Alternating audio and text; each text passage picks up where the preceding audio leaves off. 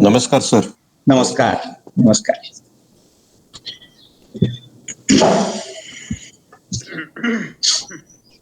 आपण शांती मंत्राने आणि मंगलाचरणाने सुरुवात करतोय.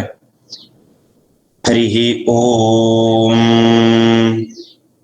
वाङ्मे मनसि प्रतिष्ठिता मनो मे वाचि प्रतिष्ठितम् आविरावीर्म एधि वेदस्य म आणीस्थः श्रुतं मे मा प्रहासीः अनेनाधितेनाहोरात्रान् संदधामि ऋतं वदिष्यामि सत्यं वदिष्यामि तन्मामवतु तद्वक्तारमवतु अवतु माम् अवतु वक्तारम् अवतु वक्तारम्.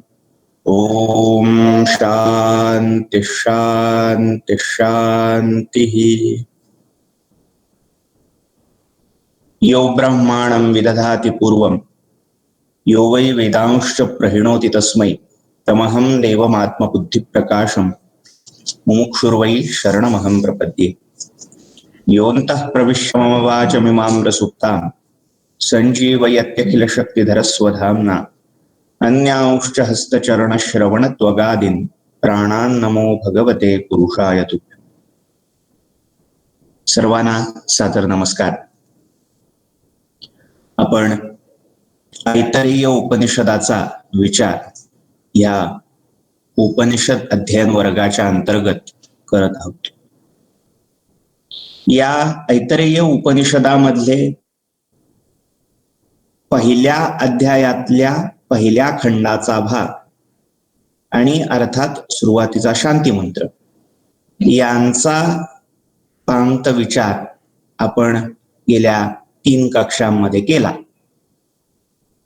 आज आपण ऐतरेय उपनिषदातल्या पहिल्या अध्यायामधल्या दुसऱ्या खंडाचा विचार इथे त्याचा प्रारंभ करतोय. मंत्र आपल्या समोर असावेत यासाठी मी शेअरिंगला टाकतोय.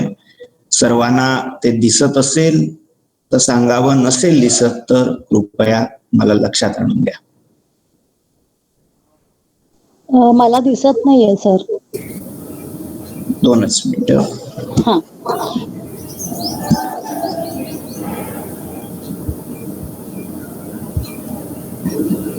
माझ्याकडे पुस्तक नाहीये ना, आणायचंय अजून, त्याच्यामुळे आणता नाही आलंय. आता दिसतंय? दिसतंय आता इकडे. सर एक मिनिट. सर तुम्ही दिसतंय. तुमचं स्क्रीन शेअर नाही दिसत आहे, तुम्हीच दिसताय. तुम्हीच दिसताय सर. तुम्ही पिन केलंय का? काय केलंय सर कळलं नाही मला. काय पिन तिथे वर एक साईन आहे, ते करू का? त्याच्यावर क्लिक केलं तर तुमचा फोटो तुम्ही जाल का? म्हणजे तुम्ही दिसताय मला. कारण 1 मिनिट मी माझा व्हिडिओ बंद करतो. Okay okay. म्हणजे डिस्ट्रॅक्शन नको. इकडे बघू का तिकडे बघू असं नको.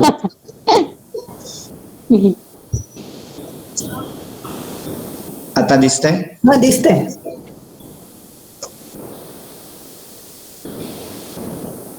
Madam sir. हा सर दिसतंय. Thank you sir. थँक्यू. दिसतंय. पिन काढायला लागेल त्यांची. मी मंत्र म्हणतो.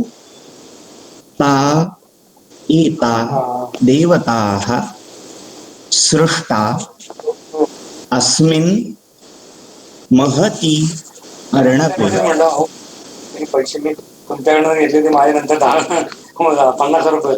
कृपया आपापले ऑडिओ व्हिडिओ हे म्यूट करावेत. आवाजाचा व्यत्यय येतोय. हॅलो. हा.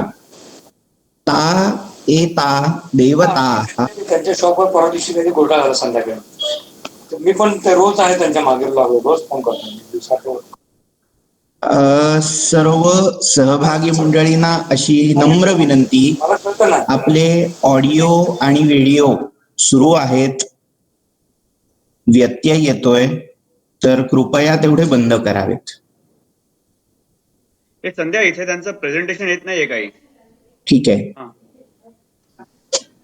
ता एता देवताः सृष्टा अस्मिन् महती अर्णवे प्रापतन् तम अशना पिपासाभ्याम अन्ववार्जत ता एनम अब्रुवन् आयतनम नः प्रजानीहि यस्मिन् प्रतिष्ठिता अन्नम अदाम इति. असा हा मंत्र आहे. पहिला मंत्र आहे ऐतरेय उपनिषदातल्या पहिल्या अध्यायातल्या द्वितीय खंडातला पहिला मंत्र. ताः एताः देवताः सृष्टा. त्या या सर्व देवता ज्या सृष्ट झाल्या, ज्यांची उत्पत्ती झाली, व्हिडिओ ज्यांना त्या परमात्म्याने उत्पन्न केलं. कृष्ण बरोबर नाही ते सांगताना. देवता हा शब्द स्त्रीलिंगी आहे, त्यामुळे ताः एताः त्या या असा प्रयोग इथे केलाय. आता त्या या कुठल्या, तर आधीच्या खंडामध्ये एकेका त्या विराट पुरुषाच्या किंवा त्या विराज नावाचं जे काही तत्व होतं त्याच्या एकेका अवयवापासून कशा या देवता उत्पन्न होत गेल्या. मग मुखापासून अग्नी कसा झाला, नेत्रापासून आदित्य, श्रोत्र त्याच्यापासून दिशा, नासिकेपासून वायू, जे शरीरावर लोम किंवा रोम होते त्याच्यापासून औषधी वनस्पती, असा सगळा देवतांचा वेगवेगळ्या, किंवा नाभीमध्ये अपान, अपानापासून मृत्यू, अशा या सगळ्या लोकपालांची सृष्टी त्या परमात्म्याने त्या विराट स्वरूपापासून केली असं आपण पाहिलं. आता ती सृष्टी झाली, ती सृष्टी पाहून सांगून झाली, त्यामुळे ते म्हणतायत ताः एताः देवताः सृष्टा. त्या या सृष्ट म्हणजे उत्पन्न झालेल्या देवता. आता त्या काय झाल्या, पुढे म्हणतात अस्मिन महती अर्णवे प्रापतन. त्या सगळ्या उत्पन्न तर झाल्या, मात्र या अस्मिन महती अर्णवे मोठ्या अशा अर्णव म्हणजे समुद्रामध्ये, सागरामध्ये प्रापतन पडल्या. उत्पन्न तर झाल्या, मात्र उत्पन्न झाल्यावर त्या ह्या अफाट अशा अनंत अशा महासागरामध्ये पडल्या, कोसळल्या. आणि काय झालं, तर पुढे ते म्हणतात तम अशना पिपासाभ्याम. आता इथे दोन पाठ आहेत वेगवेगळे, अशना पिपासाभ्याम किंवा अशनाया पिपासाभ्याम. अशनाया असा आकारांत स्त्रीलिंगी शब्द आहे आणि पिपासा असा दुसरा आकारांत स्त्रीलिंगी शब्द आहे. दोन्ही हे स्त्रीलिंगी शब्द आहेत. अशना किंवा अशनाया याचा अर्थ भूक असा होतो आणि पिपासा या शब्दाचा अर्थ तहान असा होतो. तर तम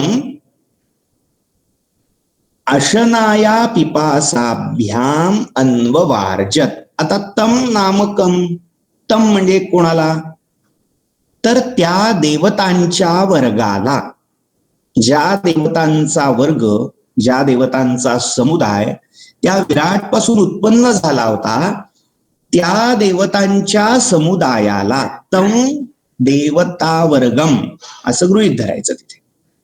अशना पिपासाभ्याम अन्ववार्जत. त्या देवतांच्या वर्गाला या परमात्म्याने काय केलं, तर अशनाया पिपासाभ्याम भूक आणि तहान, अशनाया आणि पिपासा या दोन्हींद्वारे, या दोन्हींच्या माध्यमातून अन्ववार्जत. आता अनु अधिक अव अधिक रुज असा धातू आहे. त्यांनी युक्त केलं, त्यांना सपोर्ट दिला, पाठिंबा दिला, आधार दिला किंवा त्याची जोड दिली असा या अन्ववार्जचा अर्थ करायचा.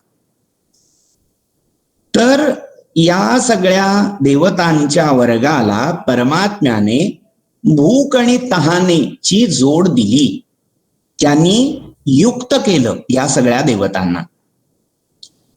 आता युक्त केलं म्हणजे काय केलं, तर थोडक्यात देवांना तहान भूक दिली. आधी कदाचित या देवतांना तहान भूक लागत नव्हती, मात्र आता या ज्या तहान भूक रूपी शक्ती म्हणा किंवा इच्छा म्हणा उत्पन्न झाल्या, त्यांची संगती या परमात्म्याने या देवता वर्गाशी घालून दिली, जोड दिली. ता एनम अब्रुवन. आणि आता या सगळ्या देवतांना जेव्हा तहान भूक लागली तेव्हा म्हणजे तहान भुकीची जोड मिळाल्यावर त्यांनी काय केलं, ता म्हणजे त्या देवता, एनम एनम म्हणजे परमात्मानम या परमात्म्याला अब्रुवन म्हणाल्या. आयतनम नहा प्रजानीहि यस्मिन प्रतिष्ठिता अन्नम अदाम इति. हे परमात्मन आम्हाला आयतन दे, आयतन पुरव. आयतन या शब्दाचे अनेक अर्थ आहेत. ज्याच्यावर सगळं प्रतिष्ठित केलं गेलं आहे. प्रतिष्ठा, प्रतिष्ठा मराठीमध्ये अर्थ लौकिक कीर्ती या अर्थी जरी होत असला तरी संस्कृतमध्ये जेव्हा प्रतिष्ठा हा शब्द येतो तेव्हा आधार, जिथे सगळं प्रतिष्ठित झालेलं आहे, राहत आहे, नांदत आहे, त्याला आयतन असं म्हणायचं. म्हणजे थोडक्यात निवासस्थान, आश्रयस्थान असंही त्याला म्हणता येईल. किंवा ज्याला आपण डेस्टिनेशन असं इंग्लिशमध्ये म्हणतो, म्हणजे जिथे जायचं आहे, गंतव्य आहे, ध्येय असंही त्याला म्हणता येईल. शेवटची गती, उर्दूमध्ये त्याला एक सुंदर शब्द आहे मंजिल. तर तोही आयतन या शब्दाद्वारे तो अर्थ उगत आहे. आम्हाला असं काहीतरी दे, आम्हाला असं डेस्टिनेशन दे, आम्हाला असं स्थान दे, आम्हाला असं आश्रयासाठी ठिकाण नेमून दे की जिथे प्रतिष्ठित होऊन, जिथे राहून, जिथे स्थिर होऊन अन्नम अदाम इति, आम्हाला अन्न अदाम, अद असा धातू आहे, खाणे, उपभोगणे या अर्थी, आम्हाला त्या अन्नाचा उपभोग घेता येईल, आम्हाला शांतपणे बसून ते अन्न खाता येईल, अशी जागा, असं आयतन, असं स्थान तू आम्हाला आमच्यासाठी प्रदान कर, दे, असं या सगळ्या देवतांनी त्या परमात्म्याला विनवलं. आता ही विनवणी झाली खरी, प्रार्थना झाली खरी. आता त्या परमात्म्याने पुढे काय केलं तर वर्णन असं येतं, ताभ्यो गाम आनयत. त्या प्रजांच्या, त्या देवतांच्या विनवणीवरून त्या देवतांसाठी, ताभ्यो देवताभ्यो, गाम गऊ, गऊ म्हणजे गाय, त्या गायीला आणलं, गाय प्रकट केली, गाय तयार केली. आपण हे नवसर्ग मागच्या वेळी पाहिलेत. मग त्याच्यामध्ये मुख्य सर्ग आहे म्हणजे स्थावर जंगम सृष्टी, मग तिर्यक सर्ग आहे की ज्याच्यामध्ये पशु आणि पक्ष्यांची उत्पत्ती झाली आहे, मग ऊर्ध्व सर्ग आहे की ज्याच्यामध्ये देवतांची उत्पत्ती झालेली आहे, आणि मग अर्वाक सर्ग ज्याला आपण मनुष्य म्हणतो त्यांची उत्पत्ती झाली. त्यामुळे हे सगळे सर्ग आपण पाहिले, त्याच्यात पुन्हा आता त्या विषयात न शिरता त्यांनी गायीची सृष्टी केली.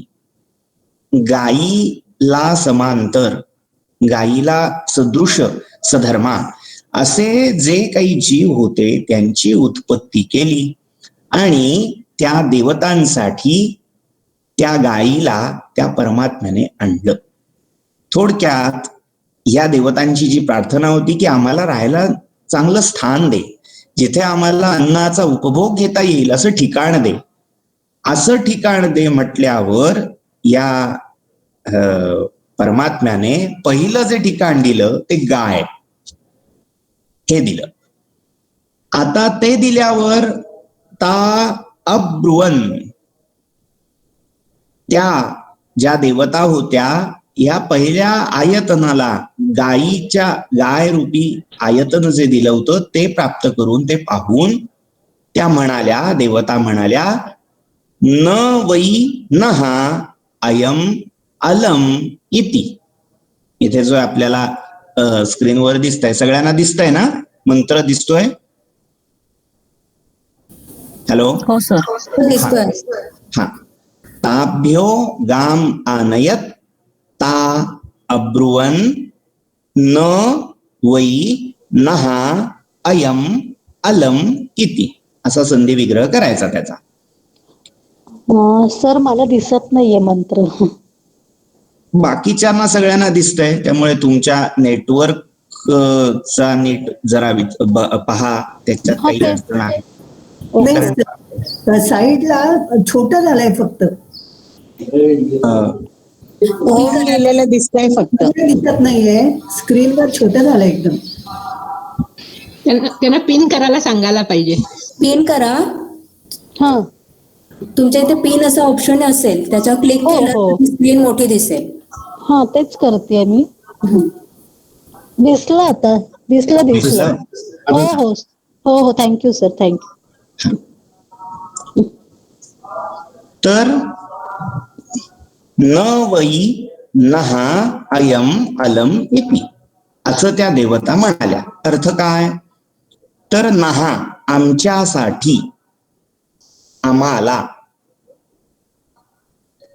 अयम न अलम हा जो काही पशु तू दिला आहेस, ही जी गाय आम्हाला तू दिली आहेस ती न अलम पुरेशी नाही, पर्याप्त नाही. अलम या शब्दाचा अर्थ पुरेशी.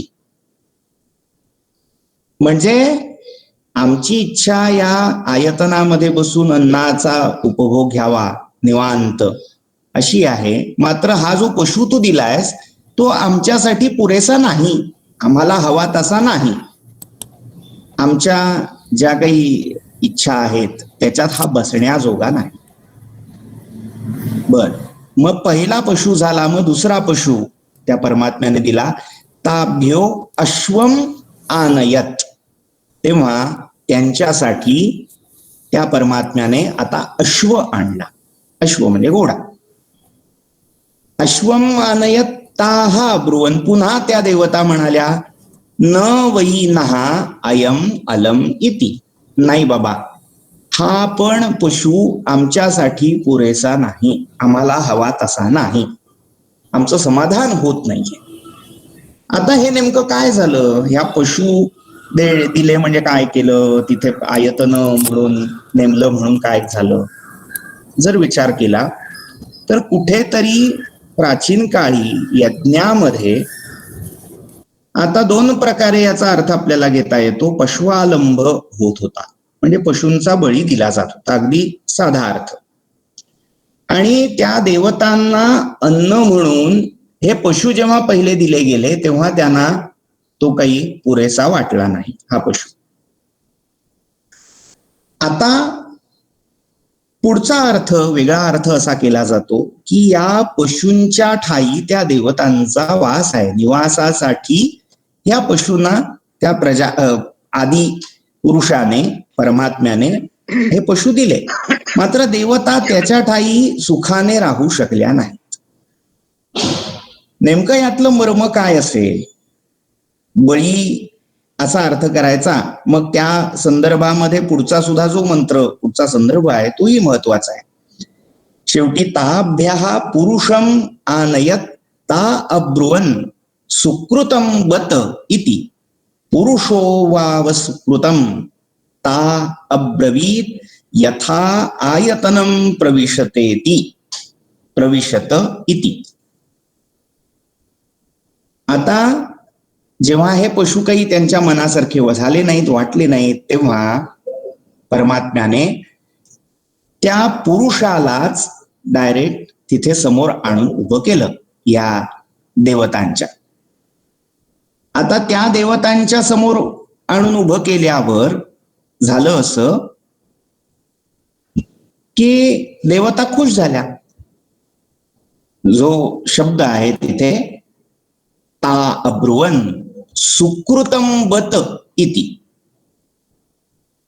सुकृतम, वा वा, छान केलंस.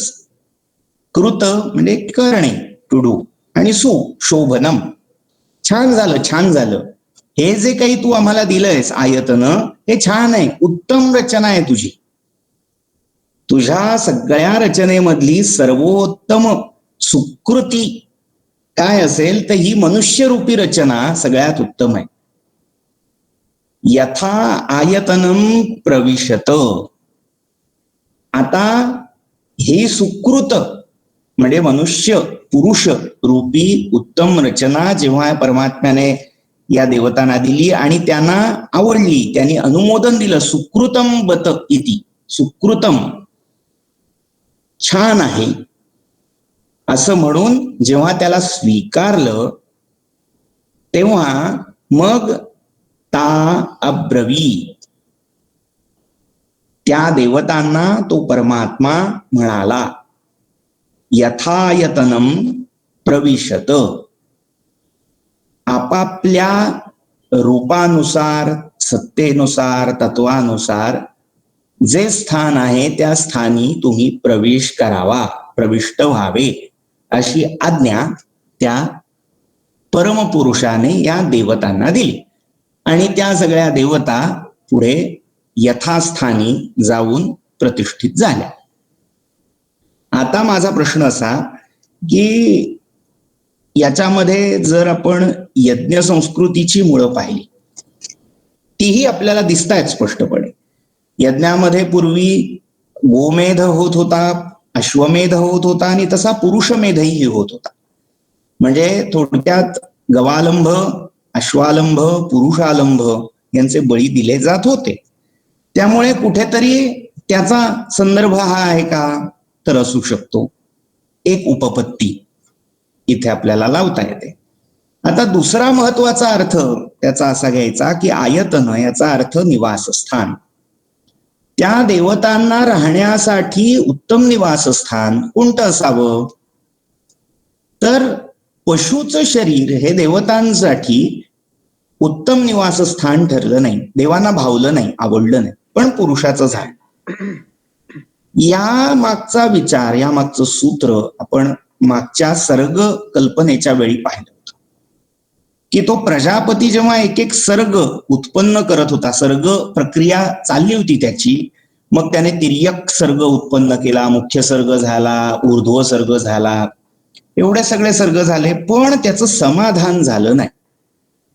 जिथपर्यंत ह्या उत्पन्न केलेल्या जीवांना परिपूर्ण असं आत्मरूप प्राप्त करून घेता येत नाही, म्हणजे ज्या उत्पन्न झालेल्या जीवाच्या ठायी आत्मरूपापर्यंत म्हणजे प्रकृतीपर्यंत, प्रकृती या शब्दाचा अर्थ जे परमात्म्याचं मूळ रूप आहे, ज्या रूपापासून ही सगळी सृष्टी उत्पन्न झालेली आहे, त्या रूपापर्यंत जायचं ज्यांच्यामध्ये सामर्थ्य नाही, त्या सृष्टीचा सर्ग झाला तरी प्रजापतीचं समाधान झालं नव्हतं. एकमात्र अर्वाक सृष्टी, अर्वाक सर्ग असा होता की ज्याच्या ठायी आपल्या मूळ रूपात जाण्याचं सामर्थ्य, चारही पुरुषार्थ प्राप्तीचं सामर्थ्य हे फक्त अर्वाक सर्गाच्या ठायी, मनुष्य सृष्टीच्या ठायी होतं. आणि तो उत्पन्न झाल्यावर, अर्वाक सर्ग झाल्यावर प्रजापती संतुष्ट झाला असं आपण पाहिलं. तर तेच सूत्र आपल्याला इथेही मिळतं. देवतांना ते देह आवडले नाहीत म्हणजे काय झालं तर मुळात देवतांचं स्वरूप हे लक्षात घेण्याजोगं आहे. देवता हा जो विचार आहे तो करत असताना अशा काहीतरी दिव्य शक्ती ज्या आहेत त्यामुळे त्या व्यवस्था त्या संस्था चाललेल्या आहेत अशी कल्पना करता येते. म्हणजे थोडक्यात या विश्वामध्ये जी पाण्याची व्यवस्था आहे सगळी, जल तत्व जे आहे त्याची सगळी व्यवस्था ठेवण्याचं काम वरुण या देवतेकडे आहे. म्हणजे ती त्या व्यवस्थेची व्यवस्थापक, संचालक अशी शक्ती आहे. अग्नी संबंधी जे काही आहे, थोडक्यात फायर डिपार्टमेंट, ते अग्निदेवाच्या अखत्यारीत आहे. धन, रत्न, वसू ह्या सगळ्या गोष्टी कुबेराच्या अखत्यारीत आहेत. तर अशा या ज्या देवता उत्पन्न केलेल्या आपण ऐकतो या परमात्म्याने, विराट पुरुषाने, तर त्या या सगळ्या विश्वाच्या संचालक शक्ती आहेत. आणि अशा संचालक शक्तींना जेव्हा आयतन म्हणून पशूंचा देह दिला गेला, पशूंचं शरीर दिलं गेलं, तेव्हा त्या देहातून त्यांचं जे कार्य व्हायला हवं, साध्य व्हायला हवं, ते साध्य होण्याजोगं नव्हतं. म्हणजे तिथे राहून त्या देवतांना विश्वाचा गाडा हाकायची इच्छा होती. सगळ्या विश्वाचं संचालन कसं सुचारूपणे करता येईल हे त्या देवता पाहत होत्या. आणि या पशूंच्या देहात राहून त्यांना आपापली कामं, आपापले जे रोल होते ते उत्तमरित्या करता येतील, पार पाडता येतील याची शाश्वती वाटली नाही, याचा विश्वास वाटला नाही. एकमेव पुरुष शरीरच असं होतं ज्याच्यामध्ये त्यांना आपल्या ठाई असणाऱ्या सगळ्या क्षमता त्यांची कसोटी लावता येणार होती. सगळ्या आपल्या जे काही भूमिका होत्या त्या निभावण्यासाठी मनुष्य शरीर, पुरुष शरीर हे अतिशय पूरक ठरणार होतं. आता यामध्ये एक लक्षात घेण्याची गोष्ट अशी की पशूंच्या ठाई असणारी चेतना ही अर्धसूक्त चेतना मानलेली आहे. मनुष्याच्याही ठाई जी चेतना आहे तीही अतिसामान्य पातळीवरचे जे मनुष्य आहेत, म्हणजे ज्यांना आहार, निद्रा, भयमैथुनंच म्हणून सांगितलेला श्लोक प्रसिद्ध आहे. आहार, निद्रा, भयमैथुनंच सामान्यमेतत् पशुभिर नराणाम धर्मो हि तेषाम अधिको विशेषो किंवा गरिष्ठो धर्मेण हीनः पशुभी समानः. धर्म हे एकच तत्व असं आहे की जे पुरुषाला पशुपासून वेगळं करतं. बाकी आहार, निद्रा, भय आणि मैथुन या ज्या गोष्टी आहेत, पशु हे प्रायः याच गोष्टींमध्ये अडकून राहिलेले असतात. त्यांची चेतना यांची तृप्ती किंवा यांचं परिमार्जन करण्यामध्ये गुंतून असते. म्हणजे आहार मिळवणं, निद्रा पूर्ण करणं, भय आलं असेल तर त्याचं निवारण करणं, मैथुनाचा आनंद घेणं, या सगळ्या गोष्टींमध्ये पशु हे घडलेले असतात. आणि जो मनुष्य देखील धर्माचा विचार न करता, धर्माचं आचरण न करता या गोष्टींमध्ये अडकून राहतो, तो पण पशुसारखाच होतो. त्याचीही चेतना, त्याच्याही ठाई असणारी ऊर्जा, जे स्रोत आपण मागच्या वेळी सर्गांच्या वेळी पाहिले होते, त्याचेही शरीरातले ते ऊर्जा स्रोत हे तिर्यक स्वरूपाचे, तिरपे होऊन जातात, निरुपयोगी होऊन जातात. आणि त्या देहामध्ये या देवतांना काही विशेष आवडत नाही. जे पुरुष, जे मनुष्य, आता पुरुष या शब्दाचा अर्थ नर मादी यातला नर करायचा नाहीये, आत्मा, मनुष्य देह विशिष्ट आत्मा असा त्या पुरुष शब्दाचा अर्थ करायचा.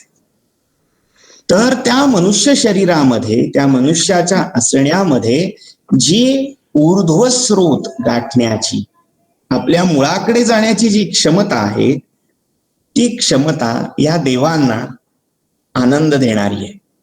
त्या देवांना आपल्या भूमिका पार पाडण्यासाठी पूरक ठरणारी आहे. म्हणून त्या पुरुषाला पाहून, मनुष्याला पाहून सुकृत अशी उक्ती या देवतांनी काढली. अतिशय उत्तम आहे हे जे काय आणलंय, हा उत्तम आहे. आता याच्यामध्ये दुसरी धारणा एक समजून घेण्याजोगी आहे की परोपकार ही जी भावना आहे, मी मागेही ह्या एका कथेचा उल्लेख अनेक वेळा केला असेल, जे त्यावेळी नव्हते त्यांच्यासाठी कदाचित ही पुनरुक्ती ठरेल. विनोबांच्या चरित्रातला हा उल्लेख आहे.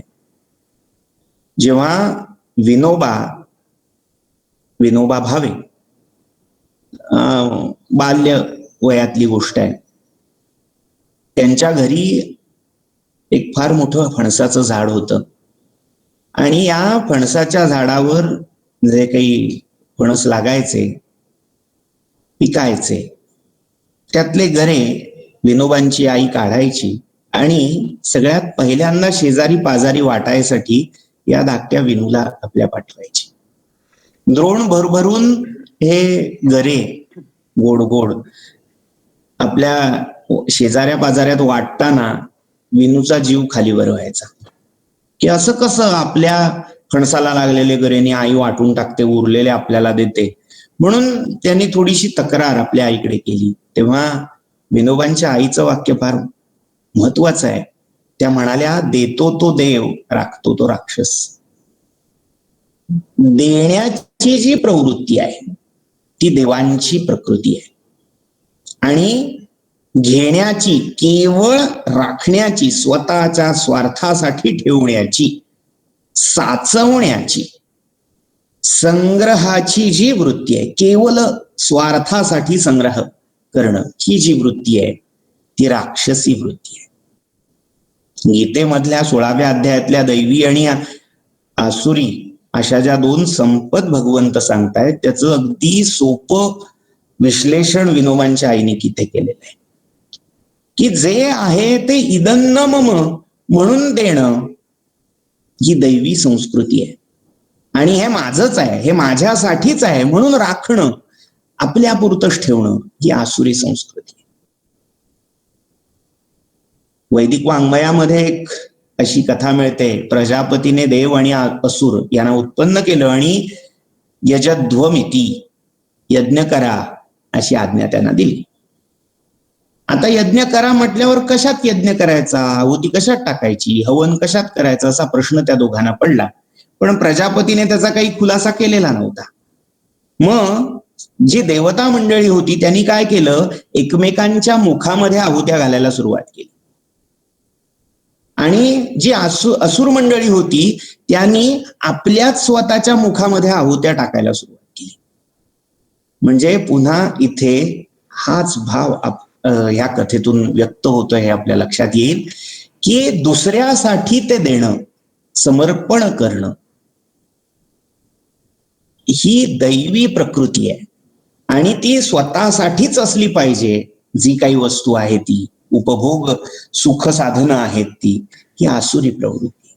त्यामुळे जेव्हा इथे म्हणतायत त्या देवता उत्पन्न झाल्या आणि त्यांना पुरुषाचं शरीर आवडलं, पशूंचं शरीर आवडलं नाही, त्याच्या मागचा आशय काय समजायचा, तर तो हा की त्या दैवी प्रकृतीचं प्रकटीकरण, देण्याची, परोपकाराची, दुसऱ्याचं कल्याण करण्याची जी वृत्ती आहे ती वृत्ती पशुतेमध्ये, पशु शरीरामध्ये तितकीशी दिसणार नाही. दिसली तर तो केवळ अपवाद असेल. पशुमध्येही असे अपवाद कर्मवशात, प्रकृतीच्या चमत्कारवशात आपल्याला दिसतात. माणसाला जे जमत नाही ते पशु करतात. मात्र आपण हे जे बोलतोय ते नियमाला धरून, सर्वसामान्य जी काही एक परिपाटी आपल्याला दिसते त्याला धरून आपण बोलतोय. त्यामुळे पशुतेच्या ठाई हा परोपकार, इदन्न मम प्रवृत्ती ही दिसत नाही, पण ती पुरुषामध्ये, मनुष्यामध्ये आहे. ती किती प्रमाणात आहे हा ज्याच्या त्याच्या कर्माचा भाग आहे, ज्याच्या त्याच्या संस्कारांचा भाग आहे. पण मनुष्यामध्ये ती आहे आणि त्या मनुष्यातल्या या प्रवृत्तीचं आकलन त्या देवतांना झालं, ओळखलं देवतांनी, म्हणून त्यांनी या पुरुषाला सुकृत असं म्हटलं. म्हणजे खऱ्या अर्थाने सुकृत, पुण्य अशा अर्थी जर पुण्याचा सुकृताचा अधिकारी कोण असेल तर तो मनुष्य विशेष आहे, मनुष्य हा जीव आहे, हे देवतांनी इथे ध्वनित केलंय. त्यामुळे हा पुरुष, हा मनुष्य देवतांना पसंत पडला. आणि आता त्यांना पसंत पडला म्हटल्यावर त्या परमात्म्यानेही यथायतनम, आयतनम अनुसृत्य, आयतनम अनतिक्रम्य असा त्या यथायतन याचा अर्थ करायचा. तर जिथे जिथे जसं जसं स्थान नेमून दिलेलं आहे, जिथून तुम्ही उत्पन्न झाला आहात, आधीच्या खंडामध्ये जी उत्पत्ती प्रक्रिया सांगितलेली आहे त्यानुसार आपापल्या त्या सिस्टीमनुसार तुम्ही आता या पुरुष शरीरामध्ये प्रवेश करा, निवास करा, अशी आज्ञा, थोडक्यात असा समन्स त्या परमात्म्याने काढला. आता ज्या त्या विराटाच्या देहातून त्या एकेका अवयवातून उत्पन्न झाल्या होत्या, त्यांनी आता आपापलं ठाणं गाठलं, आपापलं स्थानक गाठलं. आता ते स्थानक काय आहे तर पुढच्या मंत्रामध्ये ते सांगतात, अग्निर्वाग भूत्वा मुखम प्राविशत, वायु प्राणो भूत्वा नासिके प्राविशत, आदित्यश्चक्षुर्भूत्वा अक्षीणी प्राविशत, दिशः श्रोत्रम भूत्वा कर्णौ प्राविशत, ओषधि वनस्पतयो लोमानि भूत्वा त्वचं प्राविशत, चंद्रमा मनो भूत्वा हृदयं प्राविशत, मृत्युः अपानो भूत्वा नाभिं प्राविशत, आपो रेतो भूत्वा शिश्नम प्राविशत. आता ज्या क्रमाने ज्या त्या विराट देहाच्या इंद्रियातून या देवता उत्पन्न झाल्या होत्या, त्या विराट देहातल्या त्या व्यापक समष्टीरूप इंद्रियाचं व्यष्टीरूप, म्हणजे ज्याला इंग्लिशमध्ये मायक्रोकॉज असं म्हणता येईल, हा जो होता सगळा तो मॅक्रोकॉज होता. आता जो केला या देवतांनी उत्पन्न तो मायक्रोकॉज होता. अंश रूपामध्ये, एका छोट्या सूक्ष्म रूपामध्ये त्या मूळ विराट पुरुषाच्या इंद्रियाची प्रतिकृती या देवतांनी उत्पन्न केली आणि तिथे त्यांनी वास केला. अग्निर्वाग भूत्वा मुखम प्राविशत. अग्निदेव जो होता, म्हणजे जे लोकपाल आपण मागे पाहिले तेच इथे पुन्हा सांगितलेले आहे. वाघचं रूप घेऊन अग्नी मुखामध्ये प्रविष्ट झाला. म्हणजे वाघ, मनुष्याच्या शरीरातली वाघ ही अग्नीचं प्रतिनिधित्व करणारी शक्ती आहे. वायू, जो विश्वातला वायू होता, मरुत होता, तो प्राण शरीरामध्ये संचार करणारा प्राण, अपान, व्यान, उदान, समान हे 5, आणि नाग, ऊर्म, कृकल, देवदत्त आणि धनंजय हे 5, असे 5 महाप्राण आणि उपप्राण, अशा प्राणांच्या रूपामध्ये तो वायू प्रविष्ट झाला नासिकेमध्ये. आदित्यश्चक्षुर्भूत्वा अक्षीणी प्राविशत. आदित्य, सूर्य, चक्षु होऊन, नेत्र होऊन त्या नेत्र रूपी अवयवामध्ये, नेत्र गोलकामध्ये प्रविष्ट झाला. दिशः श्रोत्रम भूत्वा, दिक देवता, या कर्णेंद्रिय होऊन, श्रवणेंद्रिय होऊन ती जी कर्णविवर होती, कर्णशष्कुली होती, त्यामध्ये प्रविष्ट झाल्या. औषधी आणि वनस्पती या देखील लोमावली किंवा रोमावलीच्या रूपामध्ये त्वचेमध्ये, त्वचेवर प्रतिष्ठित झाल्या. म्हणजे त्वचेवरची जी रोमावली आहे ती औषधी वनस्पती. चंद्रमा मनोभूत्वा हृदयं प्राविशत. चंद्रमा हा त्या पुरुषाचं मन होऊन हृदयामध्ये प्रविष्ट झाला. मृत्यू अपानो भूत्वा, मृत्यू अपान होऊन नाभीम प्राविशत, नाभीमध्ये प्रविष्ट झाला. आपो रेतो भूत्वा शिश्नम प्राविशत, आप जे होतं ते रेत किंवा वीर्याच्या स्वरूपामध्ये, आता पुरुषांच्या ठाई वीर्य रूपामध्ये, स्त्रियांच्या ठाई शोणिताच्या रूपामध्ये त्या जननेंद्रियामध्ये प्रविष्ट झालं, जननेंद्रिया ठाई वास करत झालं. अशा एक एक देवता त्या इंद्रियांच्या रूपामध्ये ब्रह्मांड शरीरातून निघाल्या आणि पिंड शरीरामध्ये प्रतिष्ठित झाल्या. हा एक ढोबळमानाने अर्थ आपल्याला इथे दिसतोय. नेमकं काय झालं यामध्ये? एक एक देवता मुळात त्या विराटाच्या देहापासून, देहातल्या त्या इंद्रियापासून उत्पन्न झाली आणि तिला तिथे कर्मेना, ती तिथे त्या महासागरात जणू पडली असावी. सुरुवातीला आपण वर्णन पाहिलं, महती अर्णवे प्रापतन. त्या विराटाचा देह इतका विराट होता, इतका व्यापक होता की ज्याच्यामध्ये या देवतांना स्थिर राहता येईना, त्या कोसळायला लागल्या त्या एका महासागरामध्ये.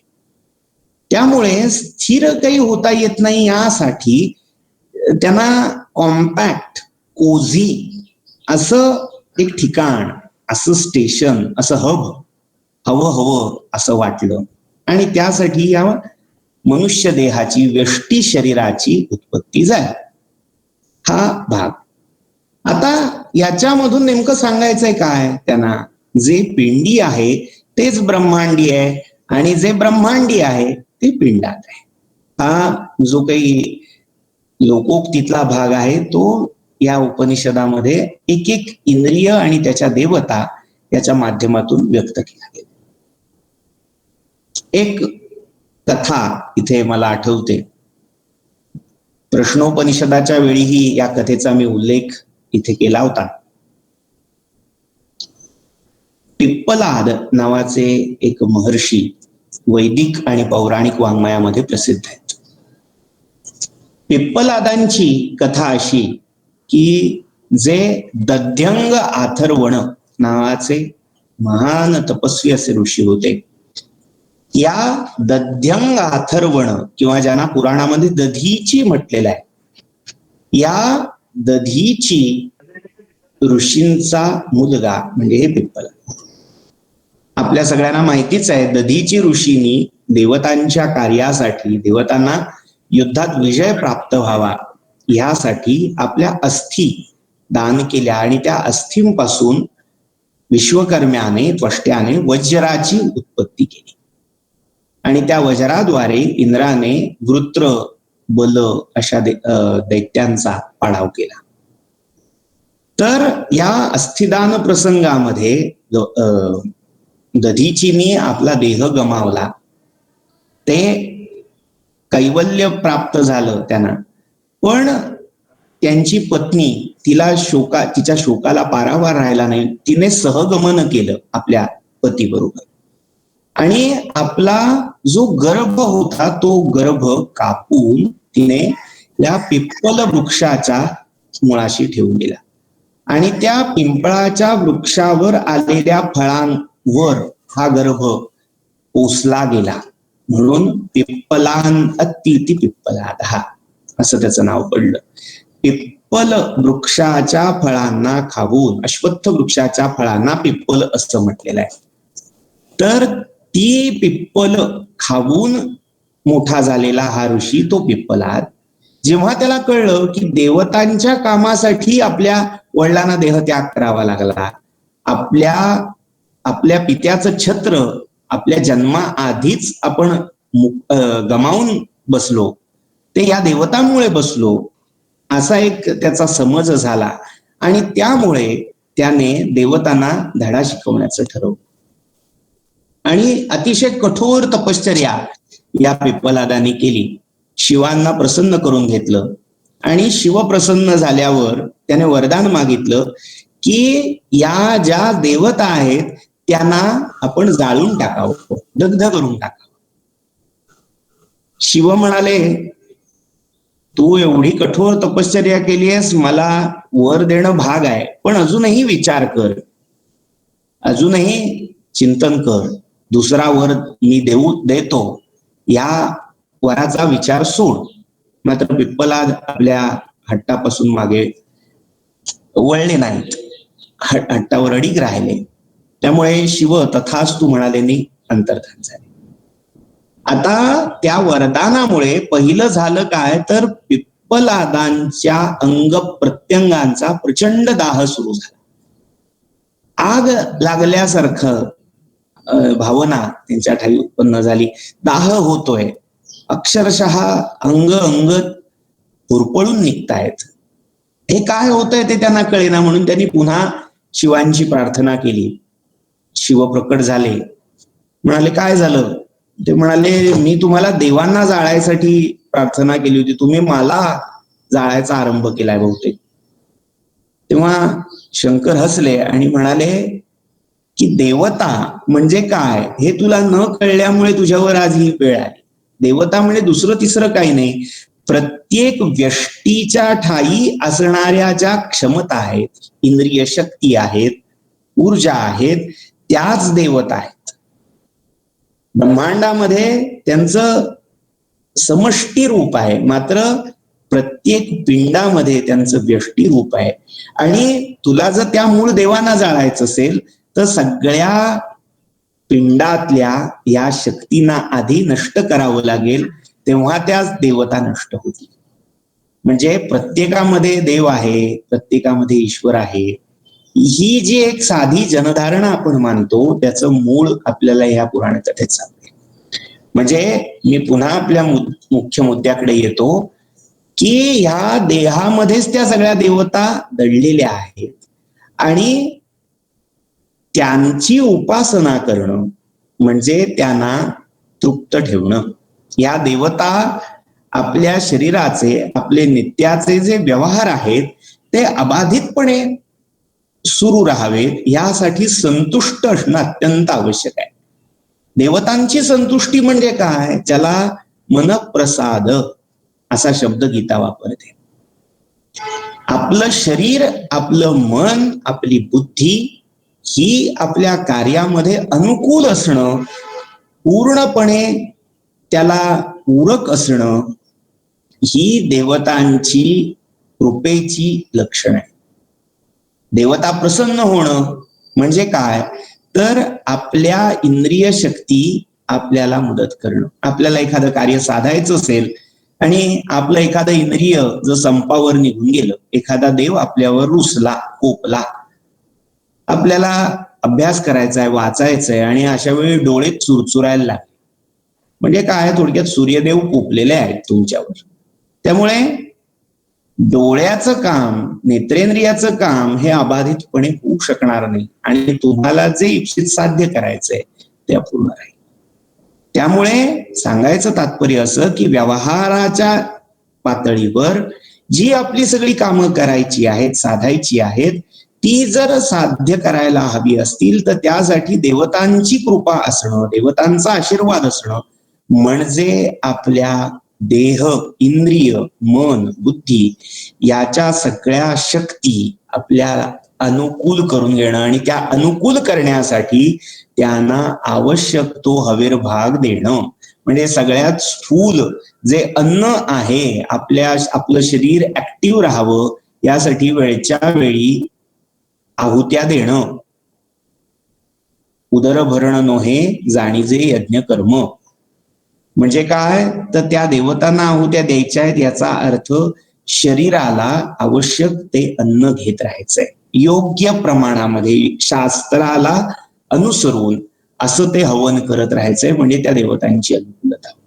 आणि हाच भाव त्या ब्रह्मांडामध्ये असणाऱ्या विद्यमान ज्या देवता आहेत त्यांच्यासाठी यज्ञ, दान, पूजा या माध्यमातून करणं. जसं पिंडातल्या देवतांची तृप्ती ही अन्न आहुतीने होते, तशी ब्रह्मांडातल्या देवतांची, ब्रह्मांडातल्या त्या शक्तींची तृप्ती ही यज्ञातल्या आहुत्या, पूजेमध्ये केलेले समर्पित उपचार किंवा दानामध्ये देवतांसाठी दिलेली, संकल्प करून दिलेली द्रव्य यातून त्या देवतांची तृप्ती होत असते.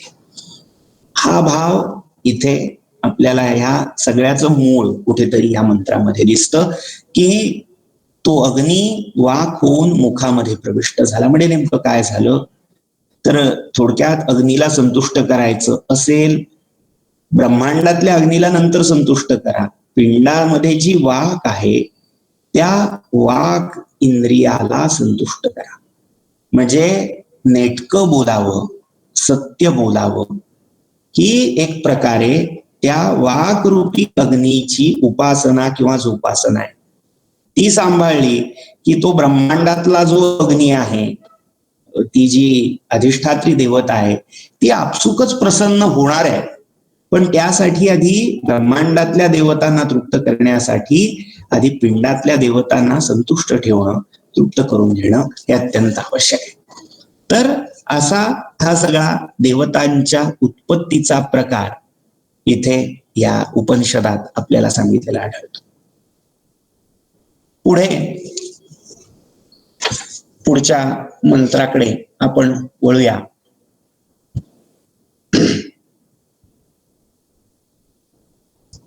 सगळ्यांच्या समोर आहे ना, दिसतंय ना?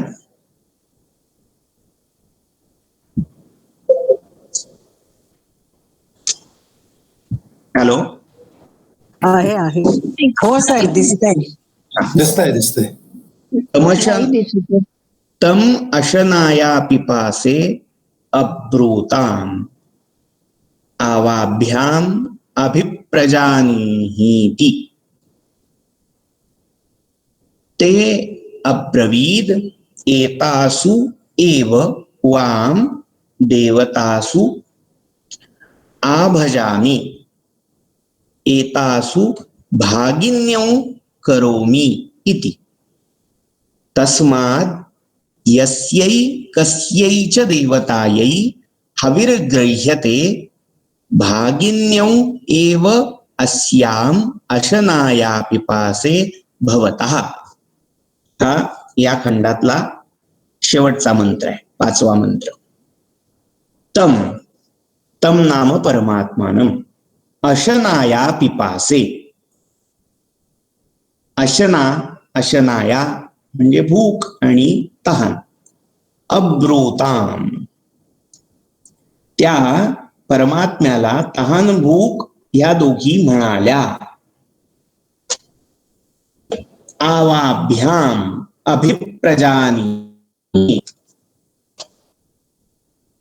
विनोदाच्या शैलीत सांगायचं झालं तर ह्या दोघी ज्या होत्या त्या वैतागून म्हणाल्या, हे बरं आहे, बाकीच्या देवतांना आयतन दिलं, प्रतिष्ठा दिली, आम्हाला काही नाही दिलं, हे काही योग्य नव्हे. त्यांचं आपलं सावरून घेतलं, आम्हाला काहीच नाही. तर आता आमची पण बघा काहीतरी जमलं तर व्यवस्था, अशी तक्रार थोडक्यात या अशनाया पिपासांनी परमात्म्याकडे केली.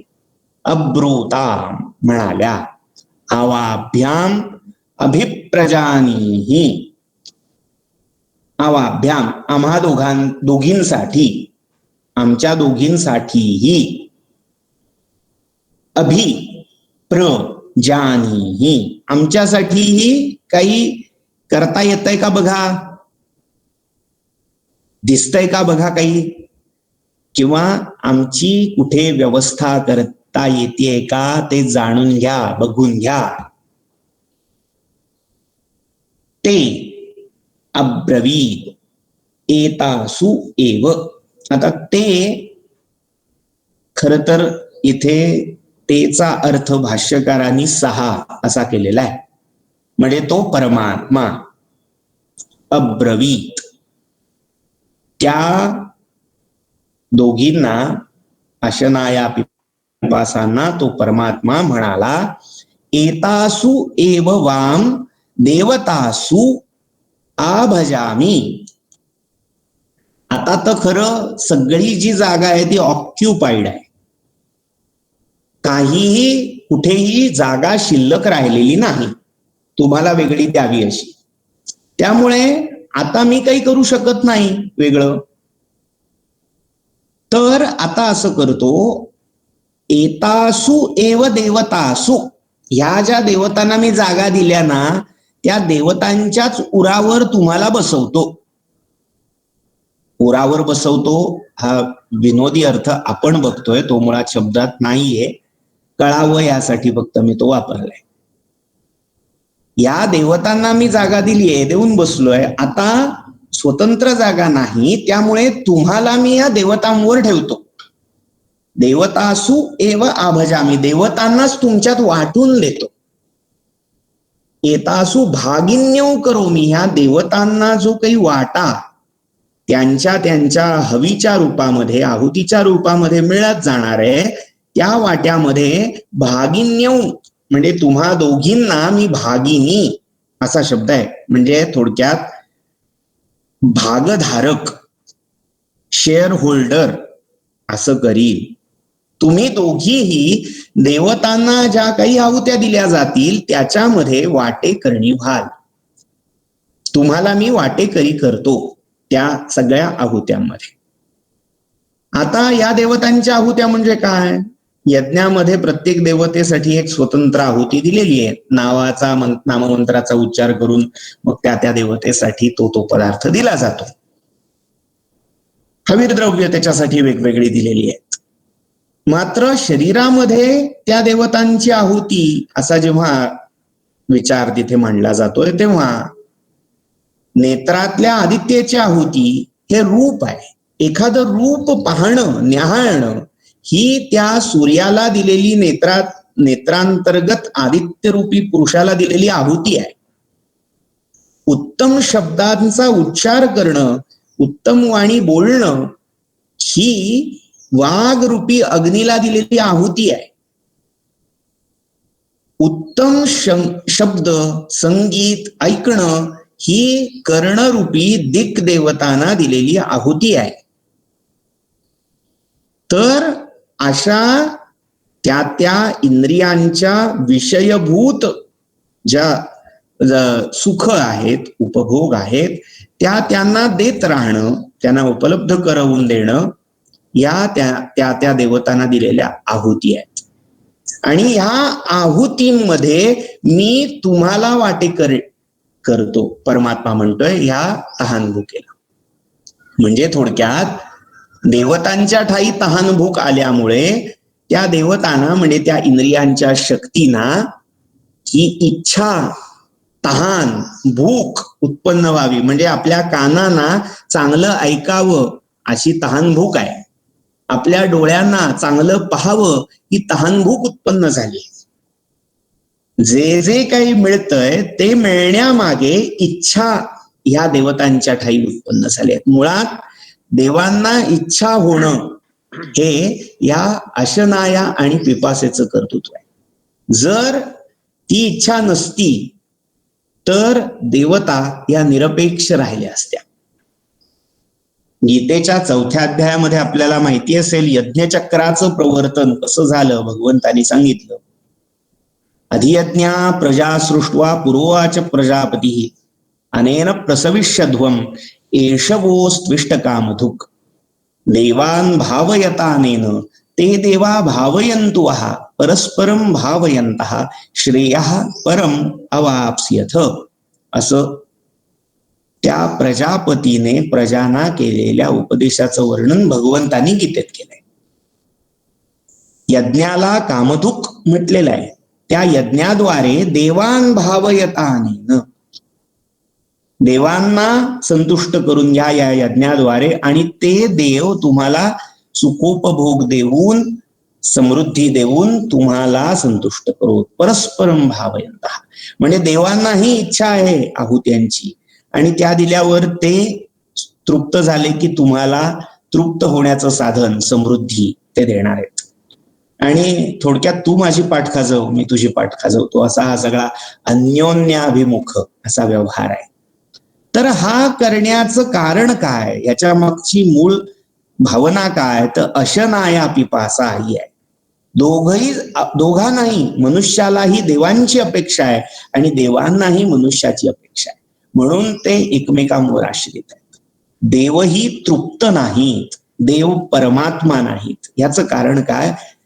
आता देवता याचा अर्थ जे परम देव मानलेले आहेत, मोक्ष देणारे असे जे देव मानलेले आहेत ते देवता या कॅटेगरीमध्ये धरले जात नाही. ज्या या सगळ्या इंद्रियाभिमानी देवता आहेत, आपल्या सत्ताभिमानी देवता आहेत, त्या देवता, आणि त्या देवतांना तुमच्या आहुत्यांची पूजेची अपेक्षा असते आणि ती जेव्हा मोडली जाते तेव्हा देवता तुमच्यावर कोपतात. म्हणजे मग अवर्षण होणं, रोगराई पसरणं हा सगळा देवता कोपाचा भाग का मानला जातो?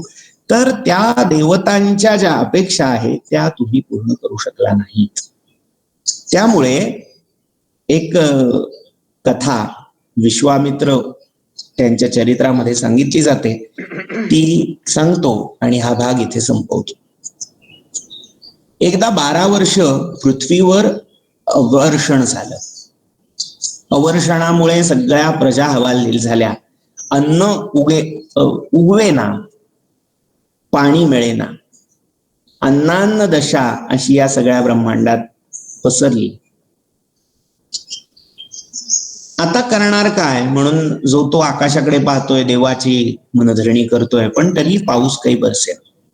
आणि असं करता करता एकदा अन्नाच्या शोधामध्ये फिरणारा ऋषी विश्वामित्र हा एका मतंग समाजाच्या वस्तीमध्ये जाऊन पोहोचला.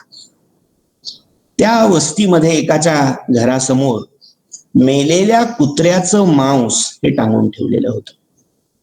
आणि जेव्हा त्या मांसाचा तो गोळा विश्वामित्रांना दिसला तेव्हा पोटामध्ये असणारा भुकेचा कल्लोळ, त्या भुकेच्या कल्लोळामुळे त्यांना राहावलं नाही आणि त्यांनी एका महर्षीनी ते कुत्र्याचं मांस, आणि ते सुद्धा कुत्र्याच्या तंगडीचं मांस, म्हणजे त्यातही जे जघन्य मानलं जातं असं मांस चोरलं.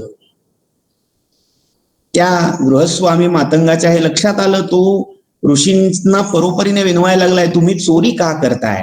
मी तुम्हाला हे देतो, मात्र हे तुम्हाला दान देण्याजोगा पदार्थ नाहीये, त्यामुळे मी कसं हे अभद्र असा पदार्थ तुम्हाला दान देऊ? तुम्ही चोरी करू नका, हे पाप आहे, असं परोपरीने विनवतोय. मात्र त्याला विश्वामित्र सांगतायत की आता तृप्त करणं, भूक तृप्त करणं हेच सगळ्यात मोठं धर्म्य कर्म असं आहे. आणि त्या कुत्र्याच्या तंगडीच्या मांसाने आपली क्षुधा शांत करण्यासाठी प्रवृत्त झालेले विश्वामित्र इतक्यात त्यांना आठवण झाली की देवतांसाठी यातला भाग देणं आवश्यक आहे, आपलं कर्तव्य आहे. आणि त्यांनी त्या मांसातला जो उत्तम भाग होता हा देवांसाठी बाजूला काढला आणि तो देवांना अर्पण केला. आणि ज्या क्षणी त्यांनी हे कर्म केलं त्या क्षणी अचानक मेघ दाटून आले, सगळीकडे वृष्टी सुरू झाली. आणि त्या वृष्टीचा परिणाम असा झाला की सगळीकडे पुन्हा सुजलाम सुफलाम असं झालं. अन्नधान्याची समृद्धी, पाण्याची समृद्धी झाली. हे कशामुळे झालं होतं? विश्वामित्रांनी जेव्हा प्रश्न विचारला देवतांना तेव्हा देवतांनी सांगितलं की गेली 12 वर्ष कोणी देवांसाठी काही दिलंच या सृष्टीत नव्हतं. यज्ञकर्माचं, यज्ञचक्राचं जे प्रवर्तन आदी काळात झालं ते कुठेतरी कुंठित झालं होतं, खंडित झालं होतं. त्यामुळे देवतांना न दिल्या गेल्यामुळे, हे देवतांना दिल्यावर देवता ते परत देतात, मात्र मुळात देवतांनाच ते न दिलं गेल्यामुळे देवतांनी देण्यासारखं काही उरलं नव्हतं. त्यामुळे ही अवृष्टी, अवर्षण, दुष्काळ हा त्याचं फलित होता. पण ज्या क्षणी या सृष्टीमधल्या एका विश्वामित्राने का होईना त्या देवतांची आठवण ठेवून आपल्याला जे काही मिळालंय, जसं काही मिळालंय त्यातला एक अंश त्या देवतांसाठी अर्पण केला, तात्काळ देवतांकडे त्याचीच, त्या दिलेल्यामुळे समृद्धी आली. आणि तीच समृद्धी देवांनी वृष्टीच्या रूपात या ब्रह्मांडावर परसवली. कथाभाग एवढ्यासाठी सांगितला की देवांना मनुष्य प्रयत्नाची अपेक्षा आहे आणि मनुष्याला देवाच्या कृपेची अपेक्षा आहे. प्रारब्ध आणि प्रयत्न कुठेतरी प्रारब्ध हे देवताधिष्ठित आहे आणि प्रयत्न हा मानवाधिष्ठित आहे. प्रारब्धाला प्रयत्नांची आणि प्रयत्नाला प्रारब्धाची, दैवाला पुरुषकाराची आणि पुरुषकाराला दैवाची ही जोड असणं आवश्यक आहे. आणि हा जो सांधा आहे ते हे उपनिषद अशनाया पिपासा या देवतांच्या ठाई त्या परमात्म्याने ठेवल्या आणि देवतांच्या प्रत्येक देवतांसाठी दिलेल्या आहुतीमध्ये यांना वाटेकरी या परमात्म्याने केलं. या मंत्रातला हा आशय. तस्मात् यस्यैकस्यैच देवतायै हविर्गृह्यते भागिन्यो एव अस्याम अशनाया पिपासे भवतः. त्यामुळे ज्या कोणत्या देवतेसाठी हवी दिला जाईल, स्वीकारला जाईल देवतेद्वारे, तो त्या हवीमध्ये, आहुतीमध्ये या अशनाया पिपासा भूक आणि तहान या भागधारक असतील, वाटेकरी असतील. इति द्वितीय खंड. आपण इथे थांबूया. थोडा वेळ आहे हातात. 5 पर्यंत आपल्याला सगळा हे सेशन संपवायचं आहे.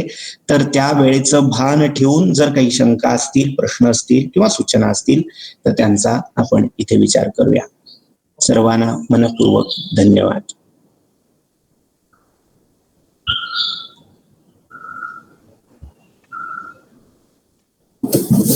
नमस्कार. नमस्कार. एक छोटा प्रश्न आहे. जेव्हा आत्म्याने त्यांना गाय आणि अश्व त्यांना ऑफर केलं, त्यांनी नाही सांगितलं की ही जागा आम्हाला राहण्यास योग्य नाही. आपण म्हणतो की चराचरात परमेश्वर आहे, म्हणजे प्रत्येक जीवात आहे, प्रत्येक मनुष्यात आहे. तर असा काही याच्यातनं अर्थ निघतो का की मनुष्यात थोडा श्रेष्ठ आहे तो आणि गाई आणि अश्वात तेवढा श्रेष्ठ नाही, किंवा मनुष्याची किंमत जास्त आहे आणि पशूंची कमी आहे? आणि हा एक आहे. आणि त्याच्यात जे म्हटलंय तुम्ही जे सांगितलं की ह्या तिघांचं आपण पूर्वी हे करत होतो, म्हणजे यज्ञात मनुष्याची पण आहुती दिली जात होती. पण इथे जो अर्थ आहे तो तसा नाही आहे. म्हणजे इथे म्हणजे मनुष्याची आहुती जर का दिली गेली असती तर त्यांनी त्याला हे केलं, आहुतीच दिली असती, त्याच्यात त्या स्वतः परत प्रतिष्ठित झाल्या नसत्या. आणि तिसरी गोष्ट तुम्ही सांगितली, जी काही फार छान सांगितली, की त्या मनुष्यापासून जो अंडरूपात जो मनुष्य होता त्याच्यापासूनच ह्या सगळ्या देवता परत झाल्या आणि मग परत त्याच देवता एका वेगळ्या पुरुषात किंवा प्रत्येक पुरुषात त्या परत प्रतिष्ठित झाल्या. म्हणजे प्रत्येक पुरुष त्या मोठ्या पुरुषाचंच स्वरूप आहे हे त्यामुळे थोडं जरा छान पटायला लागतं. पण मग पशून आणि ह्यांच्याबद्दल काय? या सगळ्या प्रक्रियेला प्रसव आणि प्रतिप्रसव असे 2 पारिभाषिक शब्द आहेत.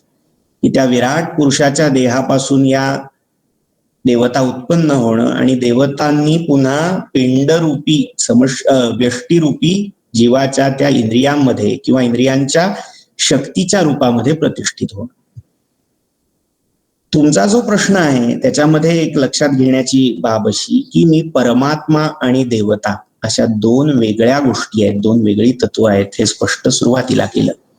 की परमात्मा सगळीकडेच आहे, सगळं ईशावास्यम इदम सर्वम यत्किंच जगत्याम जगत हा सिद्धांत कुठेही मी नाकारलेला नाही. मात्र त्यांनी शब्द जो वापरलाय देवता, देवता आणि परमात्मा हा वेगळा आहे.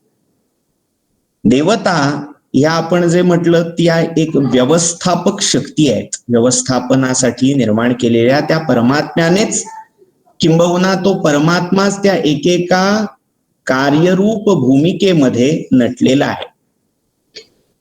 तर तिथे त्या देवतांना तो पुरुष आवडला, मनुष्य आवडला आणि पशु आवडला नाही. याच्यामध्ये मगाशी जे मी सांगितलं तेच भाव की पुरुषाच्या ठाई पूर्ण आपला मुळापर्यंत जाणं, आपला जो मूळ स्रोत आहे त्या स्रोतामध्ये एकरूप होऊन जाणं, कैवल्य प्राप्ती करणं ही ॲबिलिटी आहे, ही संभावना आहे, शक्यता आहे. मात्र पशूंच्या ठाई ती ॲबिलिटी नाहीये. ते आहार निद्रा भय मैथुनाच्या पलीकडे जाऊ शकत नाहीत. म्हणून ते आवडले का नसावेत? त्याच्यात कुठेही लगेच ते गौण आहेत. या सृष्टीच्या सगळ्या चक्रामध्ये त्यांचं स्थान कमी दर्जाचं आहे असं म्हणायचा आशय नाही. ही जी सगळी केस आहे ही मोक्ष सापेक्ष कल्पनेत पाहिलेली आहे. मोक्षप्राप्तीची पात्रता, अधिकार हा मनुष्याच्या ठायी आहे. किमान मनुष्याच्या धारणेमध्ये मनुष्यापुरता आहे. पशूंच्या धारणेमध्ये काय आहे ते मी पशु नसल्यामुळे किंवा पशूंचा मानसिक भावना या मला कळत नसल्यामुळे मी काही सांगू शकत नाही. मात्र माणसाने माणसाच्या साठी आणि पशूंच्या साठीच्या ज्या काही कल्पना केल्या आहेत त्यामध्ये उत्क्रांती हा जो काही भाग आहे तो उत्क्रांतीचा भाग हा मनुष्याला जितका साध्य झालेला आहे. मनुष्य जितकी शरीर मन बुद्धी यांची उत्क्रांती मनुष्याच्या पातळीवर जेवढी साध्य झालेली आहे तेवढी आजही पशूंच्या बाबतीत साध्य झालेली नाही आणि हे विज्ञानानेही मान्य केलेलं आहे. त्यामुळे केवळ मनुष्याने स्वतःविषयी एक अतिरेकी अहंकार जपण्यासाठी केलेलं हे विधान नाही, तर ती परमोच्च अवस्था प्राप्त करण्याच्या पात्रतेच्या अपेक्षेने आलेली ही उक्ती आहे असा त्याचा अर्थ घ्यायला हवा. धन्यवाद, फार छान सांगितलं. थँक्यू.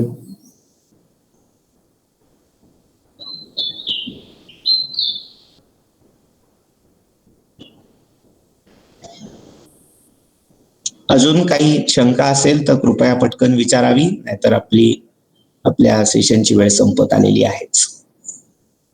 खूप छान सांगितलं सर, अगदी व्यवस्थित पटलं. खूपच छान सांगितलं.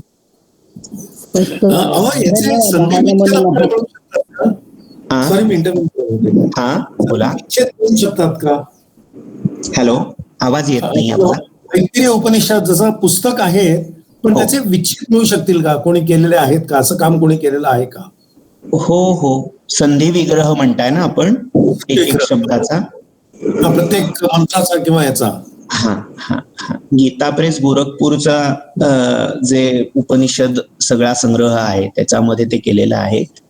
तसंच चिन्मय मिशनची जी काही पुस्तकं आहेत त्याच्यामध्येही संधी विग्रह करून एक एक पद सोडवून असे अर्थ त्याच्यात दिलेले आहेत. तर त्याचा आपण परामर्श नक्की घेऊ शकता. नमस्कार, धन्यवाद, फार छान झालं.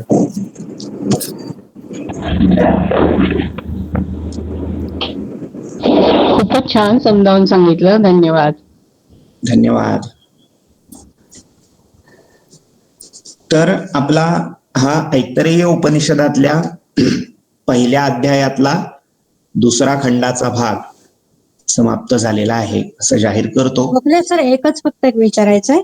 हा, ते पिंडी ते ब्रह्मांडी जे तुम्ही म्हणलात ते जसं ऐतरेयामध्ये आहे त्याचा आणखी कुठे रेफरन्स कुठल्या उपनिषदात आहे का? हो, बृहदारण्यकामध्ये छांदोग्य तर आता इथे अभ्यासलं गेलेला आहे. छांदोग्यातही अनेक ठिकाणी हा पिंडी ब्रह्मांडी हा विचार आहे. आणि सगळ्यात उत्तम उदाहरण म्हणजे बृहदारण्यक उपनिषदामध्ये पहिला जो सगळा अध्याय आहे त्याच्यामध्ये उषावा अस्त्य अश्वस्य मेध्यस्य शिराहा, तिथे म्हणजे आता नंदकुमार सरांनी मगाशी जो प्रश्न विचारला की पशूंच्या बाबतीत का नाही, तर तिथे अश्वमेधासाठी जो मेध्य अश्व आहे, पशु आहे, तर त्याच्या एकेका अवयवामध्ये या सगळ्या देवता, हा सगळा ब्रह्मांड विस्तार कसा समावलेला आहे हा अतिशय उत्तम सगळा विषय तिथे आलेला आहे. बृहदारण्यकाचा पहिला अध्याय. तर तिथे आपल्याला हा पिंड ब्रह्मांड न्याय अधिक विस्ताराने पाहता येईल. तिथेही अशनाया पिपासा या तत्वाविषयी सविस्तर चर्चा आहे, यथाकाली तीही केली जाईल. सर खूप छान झालं, सगळं व्यवस्थित सविस्तर सांगितलं तुम्ही. नमो नमः. आपण शांती मंत्र घेऊया आणि थांबूया. ओम हरिः ओम. वाङ्मे मनसि प्रतिष्ठिता मनो मे वाचि प्रतिष्ठितम् आविरावीर्म एधी वेदस्यम आणि स्थः श्रुतं मे मा प्रहासीः अनेनाधितेनाहोरात्रान् संदधामि ऋतं वदिष्यामि सत्यं वदिष्यामि तन्मामवतु तद्वक्तारमवतु अवतु माम् अवतु वक्तारम् अवतु वक्तारम् ओम शांति शांति शांती. सर्वांना मनपूर्वक धन्यवाद. नमस्कार सर, आभारी आहे सर. धन्यवाद सर. पुढल्या शनिवारी असणार ना हे? हो, पुढल्या शुक्रवारी भेटूया. हा, थँक्यू.